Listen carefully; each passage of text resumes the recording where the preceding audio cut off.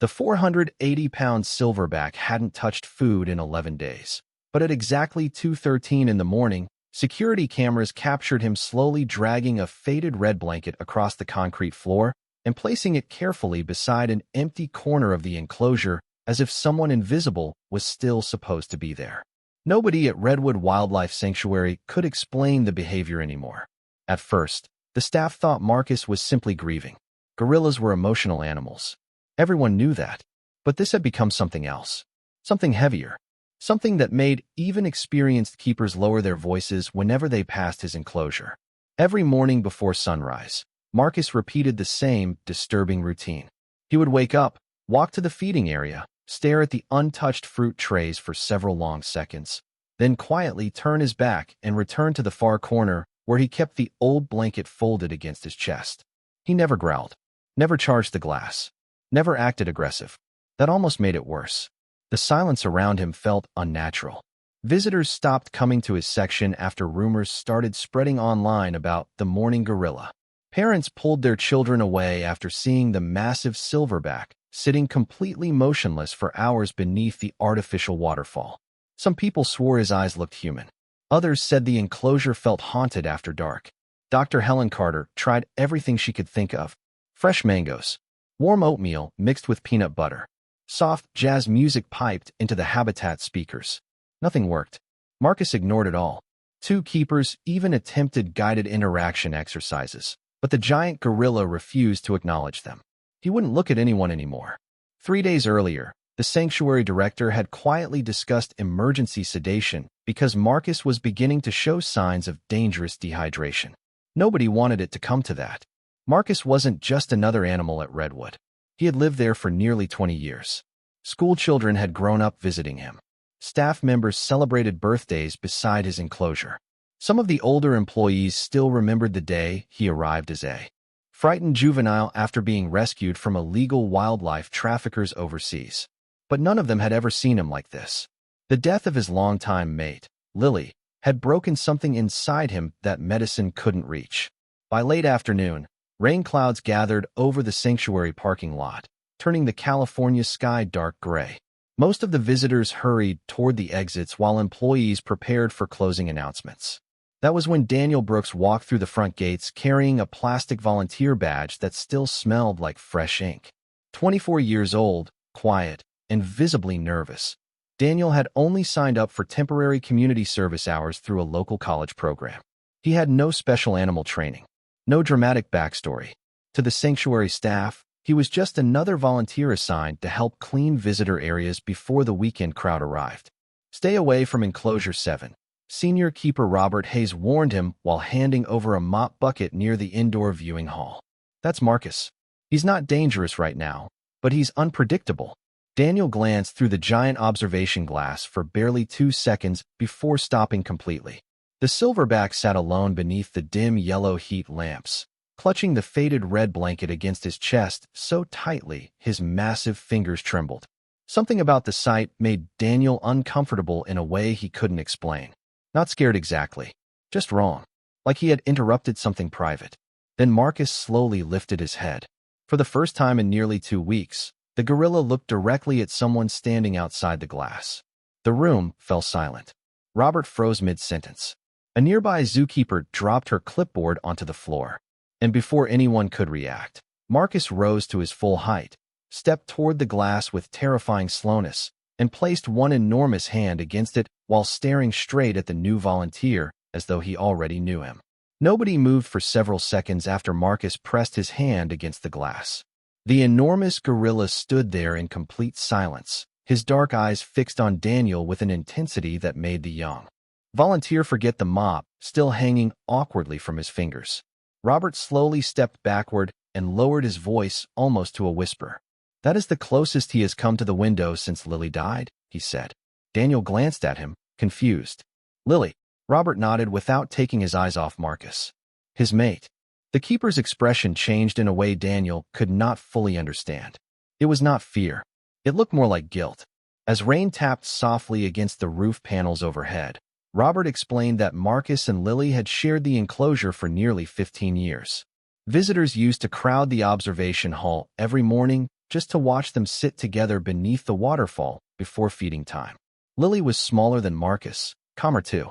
Whenever thunderstorms rolled over the sanctuary, she would tuck herself beside him while Marcus rested one massive arm across her shoulders like he was shielding her from the noise. Parents loved telling their kids the pair acted like an old married couple. Staff members joked that Marcus only tolerated humans because Lily did. Then, 3 weeks earlier, Lily suddenly became ill. The veterinary team tried everything they could, but within days the female gorilla was gone. Robert did not describe the details after that. He just stared at the floor for a moment before quietly saying, Marcus watched them wheel her away. Daniel looked back toward the enclosure. Marcus had not moved. The giant silverback still stood beside the glass, his broad chest rising slowly, as if each breath took effort. The faded red blanket remained crumpled near the far corner behind him. He carried that thing around ever since, Robert continued. Nobody knows why. Over the next few days, Daniel started noticing things other people seemed too exhausted to mention anymore. Every morning before the sanctuary opened, Marcus performed the same strange routine. He would walk to the feeding platform exactly at sunrise, pick up a piece of fruit, hold it in his hand for several long seconds, then gently place it beside the empty spot where Lily used to sit. After that, he would leave the food untouched and retreat to the corner with the blanket. Some mornings, he stayed there so still that first-time visitors thought he was part of the artificial rock display. Daniel found himself lingering near enclosure 7 whenever his shifts ended. He told himself it was simple curiosity, but deep down it felt like something else. Watching Marcus alone beneath the dim lights stirred an ache he could not explain. The sanctuary had dozens of animals, yet the entire building somehow felt quieter around that one enclosure. Even children lowered their voices near the glass without being told. One afternoon, Daniel arrived early and found Dr. Helen sitting outside the staff hallway holding a clipboard against her chest. She looked exhausted. He lost another 6 pounds, she said softly when she noticed Daniel nearby. At this rate, we are running out of time. Daniel hesitated before asking the question everyone else seemed afraid to say aloud. Does he understand what happened? Helen looked toward the enclosure through the hallway window. More than we do sometimes, she answered. That night, long after visitors had gone home, Daniel stayed behind helping clean the observation area. The overhead lights inside Marcus's habitat had already dimmed for evening hours. The gorilla sat alone beside the glass with the blanket folded across his lap. Daniel quietly wiped fingerprints from the railing, trying not to stare, when a soft sound suddenly stopped him. At first he thought it was the rain outside. Then he realized it was coming from Marcus. The massive silverback was making a low rhythmic rumble deep in his throat, almost like a song barely loud enough to hear. Daniel slowly turned toward the enclosure. Marcus was not looking at the glass anymore. He was staring into the empty corner beside him as if someone was still sitting there in the dark. After hearing the strange rumbling sound that night, Daniel could not stop thinking about Marcus. The noise had not sounded angry or aggressive. It sounded organized, intentional. Almost like the giant gorilla was repeating something over and over into the darkness beside him. The next morning, Daniel arrived at Redwood Wildlife Sanctuary nearly an hour before his volunteer shift officially started. Fog hung low over the employee parking lot, and the cold air carried the distant calls of birds waking up across the property. Inside enclosure 7, Marcus was already awake. But something was different. The silverback had dragged dozens of loose objects across the habitat floor during the night. Blankets, feeding trays, old enrichment toys, and even piles of straw had been carefully arranged into a large circle near the back wall beneath the waterfall. Nobody had ever seen him do that before. He was moving things around until almost 3 in the morning, one overnight keeper explained while reviewing security footage with Dr. Helen. At first we thought he was just restless, but then he kept rebuilding it every time something rolled away. Daniel stood quietly behind them, watching the grainy black and white footage play across the monitor. Marcus worked slowly but with unsettling focus, repositioning every object with precise movements until the circle looked almost deliberate. The strangest part was what sat directly in the center. Lily's old feeding bowl. Empty. Untouched. Dr. Helen folded her arms tightly. Gorillas grieve, she said under her breath. But this, she never finished the sentence. Over the next several days, the behavior only escalated. Marcus stopped sleeping inside the sheltered cave area entirely. Instead, he remained near the circle almost every hour of the day, sitting beside it like a guard protecting something invisible from the rest of the world. Whenever staff entered the enclosure for cleaning or maintenance, Marcus would calmly move between them and the strange arrangement on the floor without showing aggression, forcing workers to back away. Visitors began whispering nervously whenever they saw it. Some thought the gorilla was building a nest. Others claimed it looked more like a memorial. The sanctuary eventually closed half the indoor viewing area after children became frightened by Marcus's increasingly unusual routines. One little boy burst into tears after seeing the silverback carefully place pieces of fruit into the empty bowl one by one before walking backward away from it, without eating any himself. "It feels like he thinks she is still there," a cashier whispered near the gift shop one afternoon. Daniel tried to ignore the comments, but the atmosphere around Enclosure 7 had changed. Even the employees walked faster near the glass now. The entire habitat felt tense, like everyone was waiting for something they could not explain. Then another disturbing pattern started. Every evening at exactly 6:40, moments before closing announcements echoed through the sanctuary speakers, Marcus would suddenly become alert and walk directly to the observation window where Daniel usually cleaned the railings. If Daniel was not there, Marcus would wait beside the glass for several minutes before slowly returning to the circle beneath the waterfall. Robert noticed it first. "He is tracking your schedule," the senior keeper said quietly one evening while reviewing notes on a clipboard. Daniel laughed nervously, but Robert did not smile back. "I am serious," he said. "Yesterday you clocked out early." Marcus stayed at the window almost 20 minutes. That night, Daniel could not shake the feeling that something was deeply wrong. He tried convincing himself Marcus simply recognized him by now. Animals remembered faces all the time. But when he returned the following afternoon, he immediately noticed several staff members crowded nervously near the security office. One of the overnight workers looked pale. "You need to see this," she told Dr. Helen. The security footage from 2:13 in the morning flickered across the monitor again. Marcus sat alone inside the dark enclosure beside the strange circle he had built. For nearly an hour, he barely moved. Then suddenly, the silverback slowly lifted Lily's empty feeding bowl into his hands, carried it toward the observation glass where Daniel usually stood each evening, and gently set it down directly against the window before stepping backward into the shadows as though he was leaving it there for someone to take. The moment staff discovered Marcus had placed Lily's feeding bowl against the observation glass, the atmosphere inside Redwood Wildlife Sanctuary shifted from concern to alarm.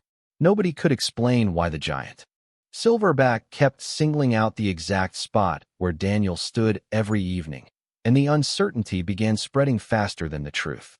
By the following morning, rumors had already reached upper management.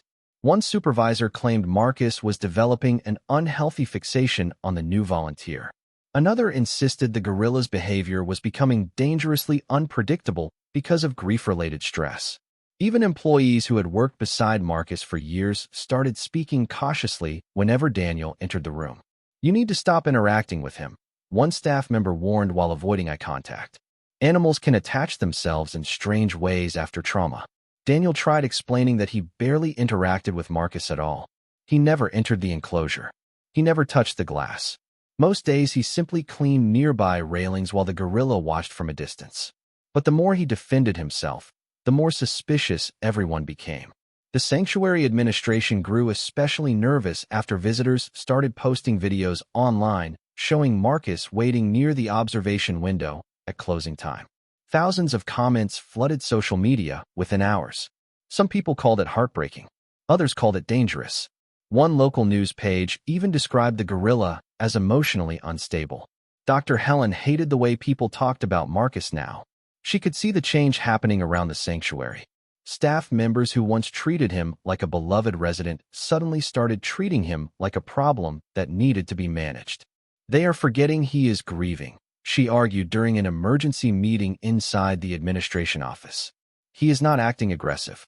"Not yet," another director replied sharply. The room fell quiet after that. Daniel sat silently near the back wall while the adults debated his future at Redwood as though he was not even there. One manager insisted volunteers should no longer be allowed near Enclosure 7. Another proposed moving Marcus temporarily into a more isolated holding habitat away from visitors until his behavior stabilized. Robert immediately objected. Isolation will make him worse, the senior keeper warned. He already lost the only companion he trusted. But fear had already taken control of the conversation. Nobody wanted responsibility if Marcus suddenly snapped in public. The final decision came faster than Daniel expected. Starting the next morning, all volunteer assignments near Enclosure 7 would be canceled indefinitely. Daniel was instructed to report to maintenance duty on the opposite side of the sanctuary. Marcus would also be separated from the main public habitat for observation and behavioral evaluation. Just until we understand what is happening, the director explained firmly. Daniel nodded quietly, even though something about the decision felt wrong. Deep down, he did not believe Marcus was dangerous. Sad, yes. Confused, absolutely. But not dangerous. That evening, Daniel finished his final shift near the enclosure earlier than usual. Rain hammered against the roof while thunder rolled across the darkening California sky. Marcus sat beside the observation glass waiting in his usual spot, the empty feeding bowl still resting near the window where he had left it the night before. Daniel hesitated before walking away. "I am sorry, buddy," he whispered softly under his breath, not even sure why he said it. Marcus immediately stood up. The sudden movement startled nearby visitors, causing several people to step backward. But the silverback did not pound the glass or charge. Instead, he slowly picked up the faded red blanket and carried it toward the observation window with unusual urgency. Daniel froze. Marcus pressed the blanket tightly against the glass exactly where Daniel had been standing moments earlier. Then, for the first time since Lily's death, the giant gorilla let out a deep, broken sound that echoed through the entire viewing hall. It was not a roar. It sounded painfully close to a cry. Visitors looked horrified. One mother quickly pulled her children away while another guest rushed to alert security. Within minutes, 2 emergency handlers arrived near the enclosure entrance carrying sedation equipment. Dr. Helen's face turned pale the second she saw them, because by sunrise the next morning, Marcus was scheduled to be removed from the public habitat and transferred into isolation. The storm outside Redwood Wildlife Sanctuary lasted most of the night, rattling windows and flooding the empty parking lot with sheets of cold rain. Inside the veterinary wing, nobody slept much. Staff members moved quietly through the halls preparing paperwork for Marcus's transfer into isolation first thing in the morning. The decision had already been approved by administration. By sunrise, the giant silverback would be relocated to a private holding habitat nearly half a mile from the main visitor area where specialists could monitor his behavior away from the public. Dr. Helen hated the plan, but even she could feel control slipping away after the incident at the glass. Around 4:30 in the morning, she walked alone through the dark observation hall one final time before Marcus's scheduled transfer. Most of the lights were still dimmed for overnight hours, leaving only the soft blue glow of emergency fixtures reflecting across the glass enclosure. Marcus sat awake beside the window exactly where staff had left him hours earlier. The faded red blanket rested across his shoulders, and Lily's feeding bowl still sat against the glass untouched. Helen sighed quietly. "You are making this harder on yourself," she whispered under her breath. Marcus did not react. At first, Helen thought the silverback had finally fallen asleep sitting upright. Then she noticed something strange near the bowl. A small pile of straw pieces had been carefully arranged beside it sometime during the night. Not random straw scattered from the enclosure floor. Deliberately folded pieces layered one over another in thin, uneven strips. Helen stepped closer to the glass, narrowing her eyes. There was something tucked underneath the straw. Something white. Her pulse quickened slightly.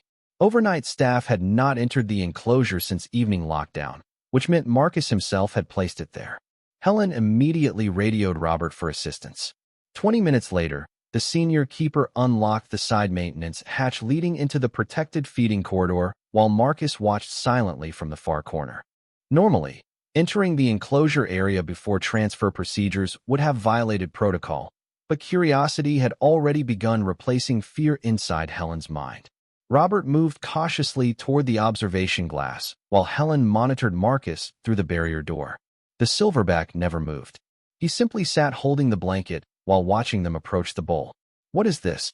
Robert muttered after kneeling beside the straw pile. Carefully, he lifted the folded pieces away. Both keepers froze. Beneath the straw sat a small laminated visitor card attached to a faded blue lanyard. Daniel's volunteer badge. Helen stared in confusion. "How did that get in here?" she whispered. Robert turned the card over slowly in his hand. The plastic surface was scratched and damp from condensation, but one detail immediately stood out. The badge clip had been bent sharply sideways. "Daniel reported losing this 3 days ago," Robert said quietly. Helen looked through the glass toward Marcus again. The giant gorilla remained completely still, but now she noticed something else for the first time. Every object inside the strange circle Marcus had built beneath the waterfall connected somehow to Lily. Her old feeding bowl, her favorite enrichment toy, pieces of the blanket she used during winter months. And now Daniel's missing badge placed beside them like it belonged there too. Suddenly the behavior no longer felt random. It felt organized, intentional, almost as if Marcus had been trying to communicate something no one understood. Robert slowly lowered his voice. "Helen, what if he is not attaching himself to Daniel?" She looked at him sharply. "What do you mean?" Robert glanced uneasily toward the enclosure. "What if Daniel reminds him of someone?" The words hung heavily in the silent hallway. Helen's heartbeat quickened. She turned back toward Marcus just as the silverback slowly lifted his head and looked directly toward the empty maintenance corridor leading to the volunteer area. Not angry, not unstable, waiting.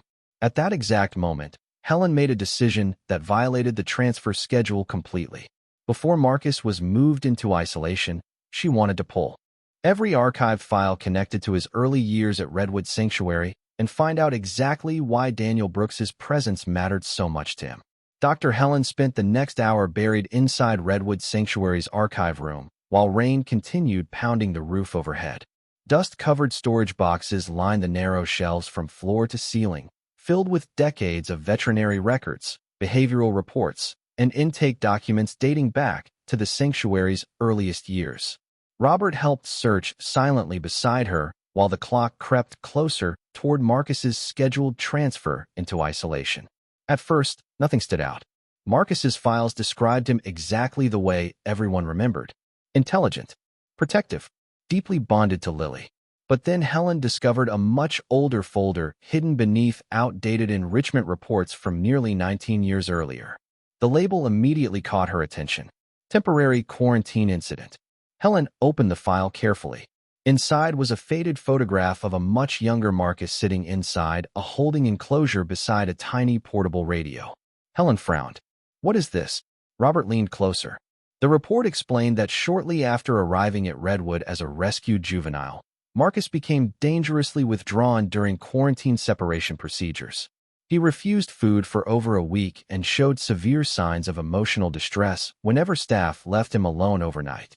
According to the behavioral notes, one overnight caretaker eventually discovered something unusual. Marcus only calmed down when soft music was played through an old maintenance radio left near his enclosure. Helen kept reading. The caretaker responsible for the breakthrough was not a veterinarian or animal specialist. He had been a part-time volunteer groundskeeper named Samuel Brooks. Robert's eyes widened slightly. "Brooks?" Helen immediately flipped through the remaining pages until another document slipped loose from the folder and fell onto the table. A faded employee identification card stared up at them from the floor. Samuel Brooks. Helen's breath caught in her throat. The man in the photograph looked startlingly familiar. Same dark hair, same jawline, same eyes as Daniel. "Oh my God," Robert whispered. Helen quickly grabbed another report and scanned the handwritten notes attached to the quarantine file. Samuel had apparently spent months working night maintenance around the juvenile gorilla enclosure nearly 2 decades earlier. Because Marcus was terrified of unfamiliar voices after his rescue, Samuel would quietly hum while cleaning nearby hallways so the young gorilla would know someone was close. Over time, Marcus began associating the sound with safety. One detail in particular made Helen freeze completely. Samuel always carried a small portable radio clipped to his belt that played the exact same old soul music station during overnight shifts. The same melody Daniel had unconsciously hummed near the enclosure days earlier. Helen slowly sat down in stunned silence. Suddenly everything made horrifying sense.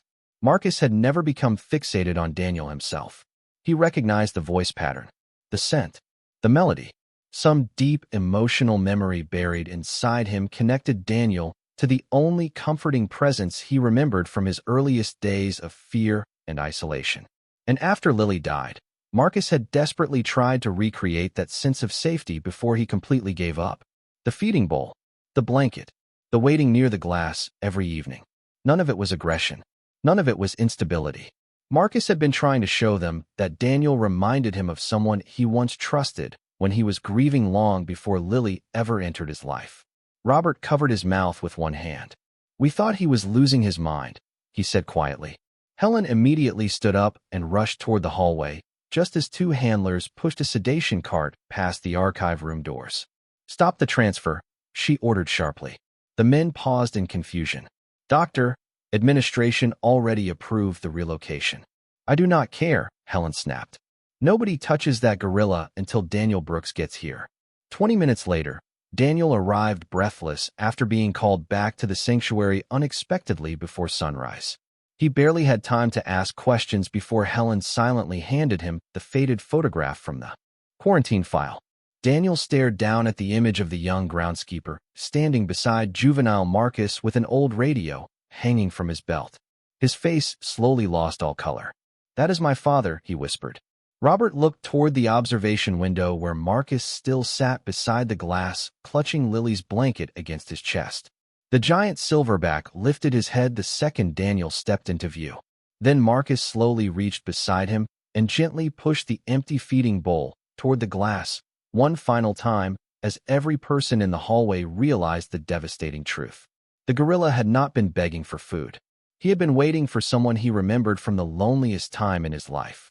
The hallway outside enclosure 7 remained completely silent long after Daniel whispered the words, "That is my father." Nobody seemed able to process what they had just discovered. The sedation team slowly lowered their equipment carts without being asked. Robert turned away and rubbed both hands across his face like a man trying to erase the last several days from his memory. Dr. Helen simply stood there staring through the glass at Marcus, her chest tightening with a guilt she could not put into words. Every strange behavior suddenly replayed differently in her mind. The feeding bowl against the window, the careful circle beneath the waterfall, the waiting every evening at exactly the same time. Marcus had not been unstable. He had been remembering. Daniel stepped closer to the observation glass with the faded photograph still trembling in his hands. On the other side, Marcus remained perfectly still, watching him with quiet focus. For the first time since Lily's death, the silverback no longer looked lost. He looked exhausted, as though he had spent weeks trying to explain something no one wanted to understand. Daniel swallowed hard while studying the old picture again. "My dad used to work nights when I was little," he said softly without taking his eyes off Marcus. "He always hummed while he fixed things around the house." Robert glanced toward him. "The same melody?" Daniel nodded slowly. "Every night." The realization hit the room like a weight, pressing down on everyone at once. Marcus had carried that memory for nearly 2 decades. Through sanctuary expansions, changing staff members, thousands of visitors, and the entire life he built beside Lily, the gorilla still remembered the one quiet voice that comforted him during the loneliest period of his life. And when grief shattered him again, he reached desperately toward the closest piece of that memory he could find. Dr. Helen suddenly looked sick. "We almost locked him away for it," she whispered. Nobody answered her because there was nothing to say. The sanctuary director arrived moments later expecting preparations for the isolation transfer to already be underway. Instead, he found every employee standing silently near the observation hall, watching Marcus through the glass. Helen walked directly toward him before he could speak. "The transfer is canceled," she said firmly. "Effective immediately." The director frowned in confusion until Robert handed him the old quarantine file and Samuel Brooks's photograph. As the man quietly read through the reports, his expression slowly changed from irritation to disbelief. "He remembered him all this time?" he asked under his breath. "Not him," Helen corrected softly while looking toward Daniel. The feeling of safety. Inside the enclosure, Marcus carefully lifted Lily's blanket once more and carried it toward the observation glass. But this time he did not press it against the window desperately like before. Instead, the silverback slowly folded the blanket onto the floor beside the feeding bowl and sat down beside both objects with unusual calmness. Daniel moved closer instinctively. Marcus responded immediately with a low, gentle rumble deep in his chest, the same sound Daniel had overheard late at night days earlier. Only now it no longer sounded haunting. It sounded familiar, comforting, like a greeting repeated across years of memory neither of them fully understood. One of the younger staff members quietly stepped out of the hallway, wiping tears from her face before anyone noticed. Another keeper turned off the sedation equipment entirely and wheeled it away without saying a word.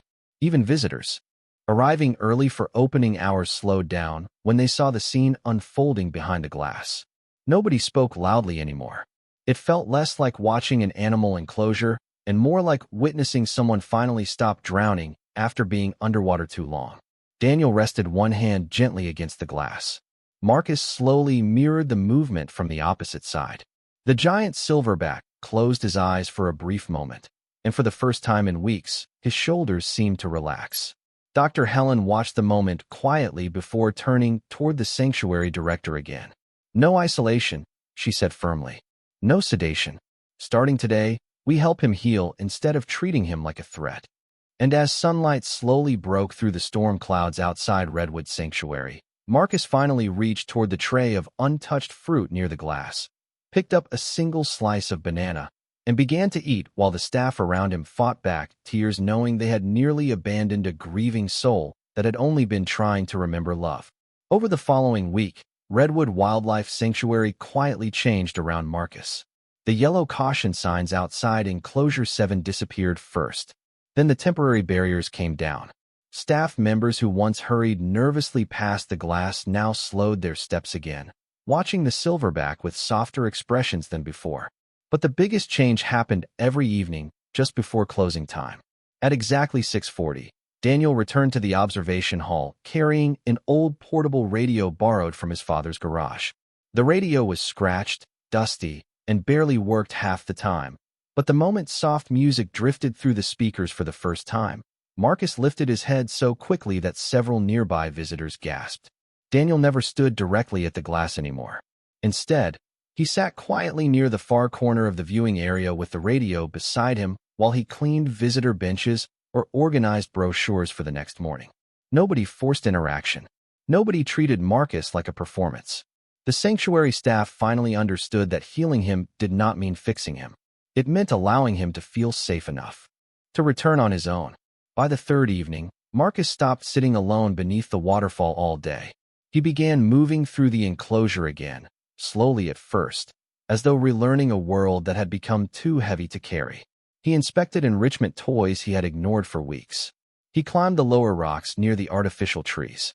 One morning, Robert nearly dropped his coffee when he saw Marcus standing beside the habitat window before sunrise, waiting for the maintenance lights to switch on. "He is checking for him now," the senior keeper whispered with a smile he had not worn in weeks. The sanctuary visitors noticed the difference too. Families returned to Enclosure 7, but something about the atmosphere remained different than before. People spoke more gently there now. Children pressed their hands against the glass while asking questions about gorillas and memory instead of taking quick pictures and walking away. One little girl even left a handwritten note at the visitor desk that read, "I hope the sad gorilla feels better soon." Dr. Helen taped the note inside the staff hallway where everyone could see it. Marcus still carried Lily's faded red blanket every evening, but eventually the behavior changed in a way nobody expected. Instead of holding it tightly against his chest all night, the silverback began placing the blanket carefully inside the circle beneath the waterfall before walking away from it for short periods of time. It was the first sign that he no longer felt trapped inside the grief. One afternoon, Daniel arrived carrying something else from his father's storage boxes. An old cassette recording labeled Night Shift Maintenance 2007. "I think my dad used to play this during work," Daniel explained nervously while handing it to Robert. The tape quality was poor, filled with static and humming machinery sounds. But hidden underneath the noise was Samuel Brooks's familiar voice softly humming while tools clinked in the background. Dr. Helen hesitated before playing it through the observation hall speakers after closing hours. The second the sound echoed gently across the enclosure, Marcus completely froze. Slowly, the giant silverback, turned toward the speakers, his eyes wide with recognition so immediate that Helen felt tears burn behind her own eyes. Marcus walked toward the sound carefully, almost cautiously, until he reached the glass near Daniel. Then, without warning, the silverback disappeared briefly into the back shelter area. Several nervous seconds passed before he returned carrying something clutched gently in one enormous hand. Lily's old feeding bowl. Marcus approached the glass slowly while the faint recording of Samuel's humming continued through the speakers. Daniel lowered himself quietly onto the floor near the window, unsure what the gorilla intended to do. Marcus stopped directly across from him. Then the silverback carefully placed the feeding bowl onto the concrete floor beside the glass one final time before nudging it away from himself toward Daniel. Not desperate this time. Not pleading. Offering. The entire observation hall fell silent. Marcus then stepped backward toward the center of the enclosure, climbed onto the flat stone beneath the waterfall where Lily used to rest, and for the first time since her death, the giant silverback finally laid down, without clutching the blanket against his chest. As soft music filled the quiet sanctuary around him, Marcus closed his eyes peacefully while rainwater trickled gently down the artificial rocks nearby, and everyone watching understood that after weeks of loneliness and fear, the grieving gorilla no longer believed he had been left behind. Spring arrived quietly at Redwood Wildlife Sanctuary. Weeks passed, and little by little, the heaviness that once surrounded Enclosure 7 began to fade into something gentler. Visitors no longer came only to see the grieving gorilla everyone had talked about online. They came because the atmosphere near Marcus felt different from the rest of the sanctuary. Slower, softer, almost peaceful. Children sat cross-legged near the observation glass, drawing pictures while parents read the small plaque Dr. Helen had placed beside the enclosure entrance. It did not mention behavioral incidents or emergency protocols anymore. Instead, it told the story of memory, grief, and the invisible bonds. Animals carry long after humans stop noticing them. Daniel continued volunteering at Redwood even after completing the community service hours he originally signed up for. Nobody asked him to stay. He simply did. Some mornings he repaired benches. Other days he helped organize educational programs for school groups. But every evening before sunset, he still brought the old radio into the observation hall and placed it near the same corner bench beside the glass. The ritual became part of the sanctuary itself. Visitors often watched quietly as soft music drifted through the speakers while Marcus rested beneath the waterfall nearby. The silverback no longer waited desperately at the window or carried Lily's blanket everywhere he went. Instead, he kept the folded fabric carefully tucked inside a sheltered nook near the rocks where sunlight reached each morning. Almost like a memory placed gently to rest instead of clung to in fear. Dr. Helen noticed other changes too. Marcus started interacting with enrichment puzzles again. He began eating normally. Some afternoons, he even sat near younger gorillas from neighboring habitats separated by safety barriers, watching them play with calm curiosity instead of isolation. The sanctuary staff slowly stopped speaking about him in worried whispers. More than once, Helen caught employees lingering near the enclosure after their shifts ended, not because they were monitoring Marcus anymore, but because being near him reminded them of something easy to forget in busy human lives. That grief does not always need to be solved immediately. Sometimes it only needs to be witnessed. One evening, near closing time, Robert approached Daniel carrying a small cardboard box he had discovered while reorganizing old maintenance storage. Inside sat Samuel Brooks's portable radio from nearly 20 years earlier. Dust coated the cracked plastic surface, and one of the knobs was missing entirely, but the moment Daniel switched it on, faint static filled the room before an old soul station drifted softly through the speaker. Daniel stared at it silently for several long seconds. "My father thought nobody remembered him here," he said quietly. Robert glanced through the observation glass toward Marcus resting peacefully on the warm stone beneath the waterfall. "Somebody did," he answered. That same night, after visitors had gone home and the sanctuary lights dimmed for evening hours, Daniel carried the old radio to the glass one final time before leaving for the parking lot. Marcus slowly approached from the shadows of the enclosure, calm and steady now, no longer hollowed by panic or grief. The silverback sat beside the glass while music hummed softly between them. Then Marcus did something so small that nobody watching security footage later could explain why it affected them so deeply. He reached beside him, picked up Lily's faded red blanket one last time, folded it carefully into a neat square, and placed it beneath the old radio before walking away toward the waterfall without looking back. Dr. Helen watched the footage alone in her office later that night, with tears quietly running down her face. Because in that simple moment, everyone at Redwood finally understood what Marcus had been trying to say all along. He had never been asking for someone to replace what he lost. He only needed someone to help him carry the memory until he was strong enough to set it down himself. Some hearts never stop remembering. They just learn how to keep beating anyway.